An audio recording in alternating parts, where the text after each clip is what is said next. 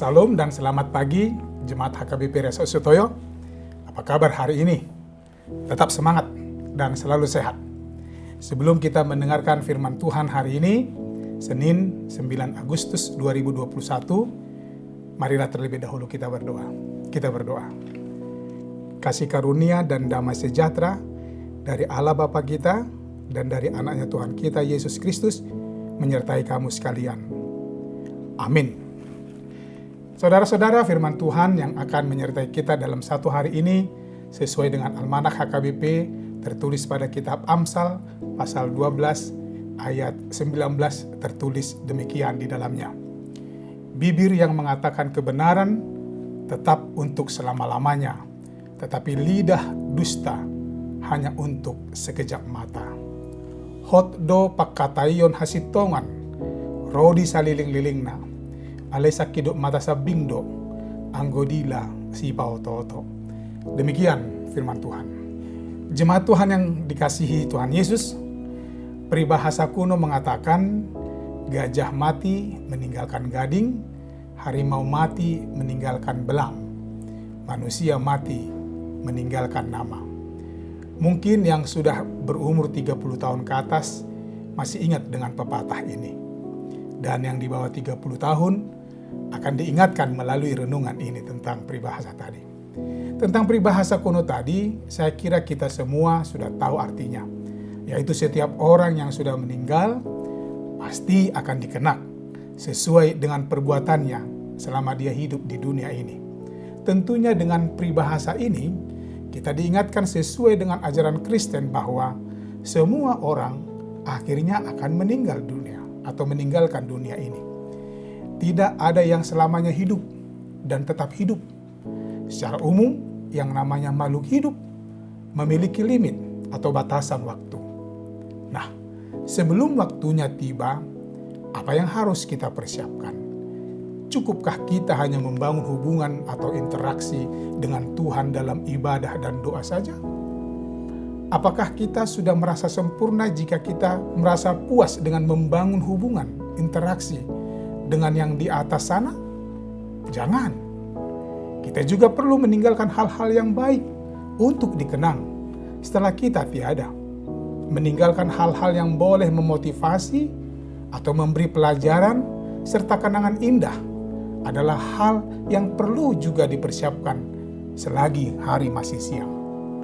Jemaat Tuhan yang diberkati, firman Tuhan hari ini berbicara tentang bagaimana kita mempergunakan apa yang Tuhan berikan, yaitu bibir. Tentunya kita tahu apa yang dimaksud Salomo dalam Amsal ini dengan kata bibir. Dikatakan bibir yang mengatakan kebenaran tetap untuk selama-lamanya. Apa maksudnya? Bibir sinonimnya lidah adalah yang dipakai untuk mengatakan sesuatu. Kadang bibir atau lidah tidak sadar bahwa apa yang dihasilkannya boleh membawa pengaruh buruk atau baik bagi sosok yang membawanya atau yang dibawanya. Melalui firman ini Tuhan ingin mengatakan bahwa bibir, lidah, dan perkataan orang Kristen yang beriman dan yang percaya akan Yesus haruslah berisi berkat dan sukacita. Lidah, bibir, dan perkataan orang Kristen yang percaya dan beriman haruslah menyejukkan, mendamaikan, dan membantu orang yang menghadapi kesulitan, bukan sebaliknya.